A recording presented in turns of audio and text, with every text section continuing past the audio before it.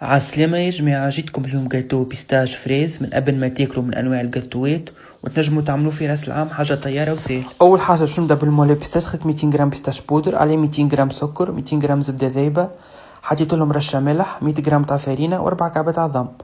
نخلطوهم بالكدا، ومن بعد اللون ما عجبنيش برشا زدت له شوية كولورون اخضر الفستق، نكملوا نخلطوا باش يعزز لنا اللون.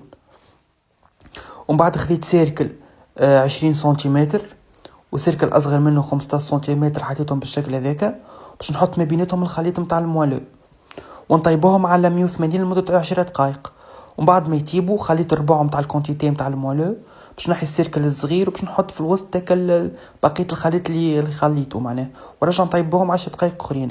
بالنسبه للطبقه نتاع الفريز خديت 300 غرام جو نتاع فريز، حطيته على النار حتى يوصل درجه الغليان، وزدت له مغرفه صغيره نتاع نشا محلوله في شويه ماء. نكملوا نخلطوه في النار، ومن بعد اخر حاجه ضفت له 10 غرامات ماس دو جيلاتين وحطيته في وسط الفراغ اللي في الموالو.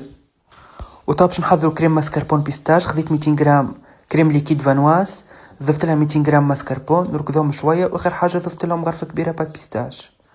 نكملوا نركضوا، ومن بعد ما شدت روحها الطبقه نتاع الفريز باش نحط فوقها الطبقه نتاع الكريم ماسكربون، والبقيه نتاع الخليط حطيته في بوش في دوي سامبل وحملتهم هكاك دور دور فوق الجاتو، وخليت جزء من الوسط حطيت له وكل الفريز وزينته بالشكل هذاك.